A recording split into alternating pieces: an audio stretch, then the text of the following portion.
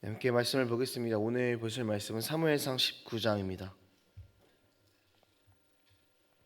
사무엘상 19장 1절에서 24절까지 말씀입니다. 제가 읽도록 하겠습니다. 사울이 그의 아들 요나단과 그의 모든 신하에게 다윗을 죽이라 말하였더니 사울의 아들 요나단이 다윗을 심히 좋아하므로 그가 다윗에게 말하여 이르되 내 아버지 사울이 너를 죽이기를 꾀하시느니라. 그러므로 이제 청하노니 아침에 조심하여 은밀한 곳에 숨어 있으라. 내가 나가서 네가 있는 들에서 내 아버지 곁에 서서 내 일을 내 아버지와 말하다가 무엇을 보면 내게 알려주리라 하고, 요나단이 그의 아버지 사울에게 다윗을 칭찬하여 이르되 원하건대 왕은 신하 다윗에게 범죄하지 마옵소서. 그는 왕께 득죄하지 아니하였고 그가 왕께 행한 일은 심히 선함이니이다. 그가 자기 생명을 아끼지 아니하고 블레셋 사람을 죽였고 여호와께서 온 이스라엘을 위하여 큰 구원을 이루셨으므로 왕이 이를 보고 기뻐하셨거늘 어찌 까닭 없이 다윗을 죽여 무죄한 피를 흘려 범죄하려 하시나이까. 사울이 요나단의 말을 듣고 맹세하되 여호와께서 살아계심을 두고 맹세하거니와 그가 죽임을 당하지 아니하리라. 요나단이 다윗을 불러 그 모든 일을 그에게 알리고 요나단이 그를 사울에게로 인도하니 그가 사울 앞에 전과 같이 있더라. 전쟁이 다시 있으므로 다윗이 나가서 블레셋 사람들과 싸워 그들을 크게 쳐 죽이매 그들이 그 앞에서 도망하니라. 사울이 손에 단창을 가지고 그의 집에 앉았을 때에 여호와께서 부리신 악령이 사울에게 접하였으므로 다윗이 손으로 수금을 탈 때에 사울이 단창으로 다윗을 벽에 박으려 하였으나 그는 사울의 앞을 피하고 사울의 창은 벽에 박힌지라. 다윗이 그 밤에 도피하매 사울이 전령들을 다윗의 집에 보내어 그를 지키다가 아침에 그를 죽이게 하려 한지라. 다윗의 아내 미갈이 다윗에게 말하여 이르되 당신이 이 밤에 당신의 생명을 구하지 아니하면 내일에는 죽임을 당하리라 하고, 미갈이 다윗을 창에서 달아내리매 그가 피하여 도망하니라. 미갈이 우상을 가져다가 침상에 누이고 염소털로 엮은 것을 그 머리에 씌우고 의복으로 그것을 덮었으니 사울이 전령들을 보내어 다윗을 잡으려 하매 미갈이 이르되 그가 병들었느니라. 사울이 또 전령들을 보내어 다윗을 보라 하며 이르되 그를 침상째 내게로 들고 오라. 내가 그를 죽이리라. 전령들이 들어가 본즉 침상에는 우상이 있고 염소털로 엮은 것이 그 머리에 있었더라. 사울이 미갈에게 이르되 너는 어찌하여 이처럼 나를 속여 내 대적을 놓아 피하게 하였느냐. 미갈이 사울에게 대답하되 그가 내게 이르기를 나를 놓아 가게 하라. 어찌하여 나로 너를 죽이게 하겠느냐 하더이다 하니라. 다윗이 도피하여 라마로 가서 사무엘에게로 나아가서 사울이 자기에게 행한 일을 다 전하였고 다윗과 사무엘이 나요스로 가서 살았더라.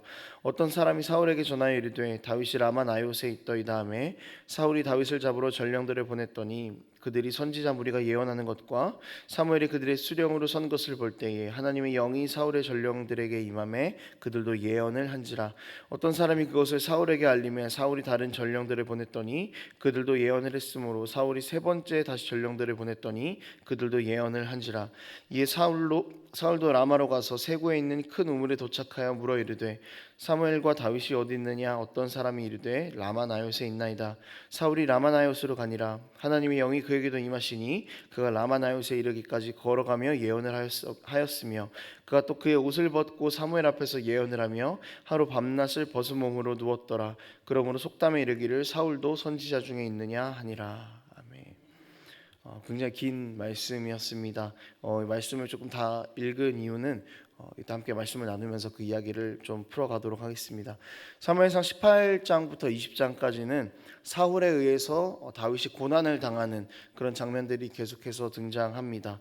어제도 자기 딸과 결혼을 시키려고 하면서 이제 다윗을 또 사지로 몰아넣은 그런 이야기였는데 이제 20장까지는 조금 비슷한 그 결의 이야기가 계속됩니다. 이렇게 고난을 당하고 있는 다윗에게 하나님께서는 돕는 자를 붙여주시면서 일하시는 그런 장면들이 등장을 합니다. 사울은 다윗을 죽이려는 것을 포기하지 않았습니다. 오늘 본문에는 무려 4번이나 다윗을 죽이려고 하는 사울의 모습이 등장합니다. 첫 번째는 공개적으로 신하들에게 다윗을 죽이겠다라고 선포를 합니다. 그리고 사울의 행동이 잘못됐다고 생각했던 그 사울의 아들 요나단은 사울에게 다윗을 살려야 한다고 그렇게 이야기를 했습니다.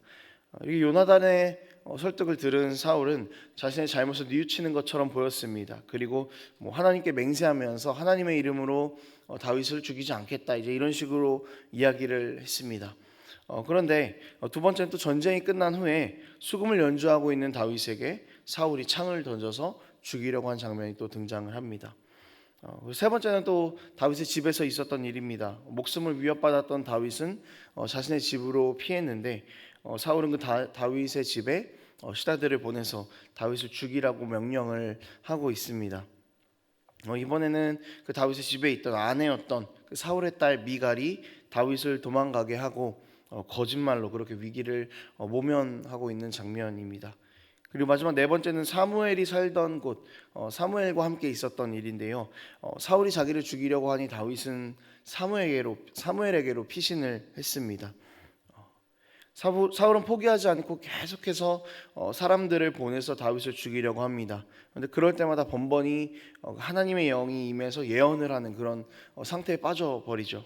그래서 이 이야기를 직접 들은 사울이 다윗을 죽이려고 가는데 그에게도 역시 하나님의 영이 임하고 심지어 다윗을 죽이러 가는 그 시간 동안 계속해서 예언을 하면서 옷을 벗은 채로 밤낮을 누워있는 그런 수치를 당하게 됩니다. 오늘 본문엔 이런 내용들이 나와 있습니다. 다윗은 이스라엘을 위해서 싸웠습니다. 또 사울을 위해서 싸운 것이기도 하죠. 선한 의도를 가지고 자신에게 맡겨진 일에 최선을 다하는 그런 사람이었습니다. 어디를 봐도 다윗이 잘못한 부분은 없었던 것 같습니다. 그런데 지금 다윗은 고난을 당하고 있죠. 차라리 잘못이라도 했다면 사울이 자신을 죽이려고 하는 것을 이해라도 해볼 텐데 전혀 이해가 되지 않는 그런 상황입니다. 누가 봐도 지금 사울이 잘못된 일을 하고 있는 것이죠. 오죽하면은 사울의 아들도 사울의 편을 들지 않습니다. 또 사울의 딸도 사울의 편을 들지 않고 있습니다. 참 이상한 그런 상황인 것입니다. 근데 이런 상황에서 다윗은 적극적으로 뭔가 이 상황을 헤쳐나가려고 하는 모습이 보이지 않습니다. 계속 피하기만 하고 있죠. 오늘 본문만 봐도 창을 맞을 뻔했는데 피하고 숨었습니다. 또 숨었습니다. 적극적으로 왜 앞으로 나서지 않는지, 적극적으로 나서서 왜 항명하지 않는지, 왜 상황을 뒤집으려 하지는 않는지, 이런 것에 대한 의문이 우리가 들게 되는 것이죠. 하나님께서 사랑하는 다윗을 보호하시기 위해서 사람과 상황들을 사용하시는데요. 이 하나님의 일하심은 굉장히 극적이기까지 합니다. 사울은 계속해서 다윗을 죽이려고 했으나 단 한 번도 성공하지를 못했습니다. 하나님께서 뜻을 가지시고 다윗을 살리셨기 때문에 다윗이 살 수 있었던 것이죠. 다윗은 이것을 붙잡았던 것 같습니다. 그래서 하나님께서 하실 일들을 기다리면서 피해 다녔던 것 같습니다. 그러니까 자신이 상황을 뒤집어 보려고 하지 않았습니다. 하나님이 하실 일들을 오히려 더 신뢰했던 것이죠. 이렇게 하나님을 신뢰했던 다윗에게 그 상황을 통해서 하나님께서 일하시는 것을 조금씩 그렇게 보여주셨던 것 같습니다. 다윗은 요나단을 통해서 또 미가를 통해서 하나님의 도우심을 경험했습니다. 그러니까 이런 도움이 조금씩 삶에서 숨겨져 있는 것을 맛보다 보니 다윗은 더 기다리면서 하나님을 신뢰할 수밖에 없게 되었던 것이죠. 더 자기의 삶을 하나님께 내어드릴 수밖에 없었던 것입니다. 내가 하는 것보다 하나님께서 하시는 것이 더 완전함을 깨닫고 내가 할 수 있는 것보다 더 큰 일을 행하시는 하나님을 만나니 다윗은 자기 삶의 주권을 하나님께 내어드릴 수밖에 없었던 것이죠. 적극적으로 아무것도 하지 않아도 내가 고난을 해결하고자 하는 그 주권을 하나님께 맡겨드리고 기다렸더니 모든 환경을 움직이시는 하나님께서 생각지도 못한 사람들을 통해서 생각지도 못한 환경을 통해서 일하시고 다윗을 그렇게 살리셨다라는 것이죠. 다윗의 모든 삶을 하나님께서 보호하셨던 것처럼 하나님께서는 지금 우리를 또한 사랑하시고 보호하실 것이라는 것을 우리 삶에서도 우리가 적용해낼 수 있어야 합니다. 하나님께서는 자신의 백성들을 보호하실 때에 우리가 이해할 수 있는 것보다 더 넓은 방법으로 일하시고 더 깊은 방법으로 일하십니다.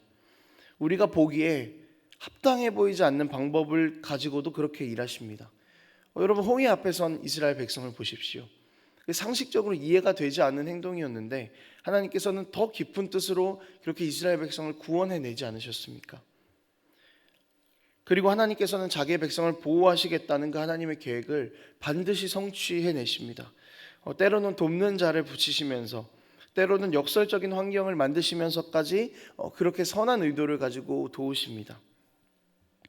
이 본문 안에서 일어난 일들을 보면은 도움이라는 그 하나의 큰 줄기가 조금씩 확장이 돼가고 있는 것을 발견할 수 있습니다. 다윗이 가만히 있었던 것은 맞습니다. 하지만 마냥 가만히 있지는 않았습니다. 다윗은 도움을 받았죠. 조금 더 풀어서 이야기를 해보자면 다윗은 아무것도 하지 않은 것이 아니라 도움을 주실 하나님을 신뢰했던 것입니다. 그래서 그냥 우리가 보기에는 마냥 가만히 있었던 것처럼 보이고 마냥 피해 다니기만 하는 것처럼 소극적으로 보이지만 오히려 하나님께서 도움을 주실 분이라는 것을 신뢰하고 그것을 믿었다라는 이야기로 오늘의 이야기가 해석될 수 있는 것입니다. 도움을 주실 하나님을 신뢰하고 선택한 것입니다. 이것이 다윗이 했던 일의 전부였습니다. 그렇기 때문에 우리의 눈에는 조금 답답해 보일 수 있겠습니다. 아무것도 다윗이 하지 않고 있다고 생각할 수 있겠습니다. 하지만 다윗은 사실상 자신이 할 수 있는 모든 것을 다 한 것입니다. 내가 할 수 없다는 것을 인정했고 내가 발버둥 쳐도 문제가 해결될 것이라는 교만을 내려놓았던 것입니다. 그리고 모든 문제의 주관자 되신 하나님께 모든 결과와 과정을 맡겨드리며 그 과정을 순종하며 신뢰하며 따라갔던 것이죠. 모든 것을 다 했습니다. 세상은 아무것도 하지 않았다고 평가하겠지만 다윗은 할 수 있는 모든 것을 다 했습니다. 여러분, 우리의 삶의 고난과 어려움 가운데에서 우리도 역시 모든 것을 다 하는 그런 은혜가 있기를 원합니다. 하나님을 붙잡는 것이 우리가 할 수 있는 모든 것입니다. 하나님을 의지하고 신뢰하는 것이 우리가 할 수 있는 모든 것입니다. 이렇게 우리가 하나하나 붙잡다 보면은 점점 우리 삶 가운데 짙어지는 하나님의 사랑과 은혜를 발견하게 될 것입니다.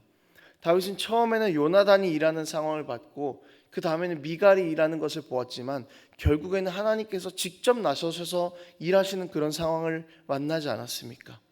여러분, 이렇게 하나님께서 우리 삶에 일하시는 그 사랑과 은혜가 충분하게 새겨지는 우리의 삶이기를 원합니다. 우리 모두가 하나님을 신뢰하면서 그 안에서 하나님의 사랑과 은혜를 발견하는 그런 삶이 되기를 원합니다. 말씀을 정리하도록 하겠습니다. 여러분, 하나님의 도우심을 신뢰하십시오.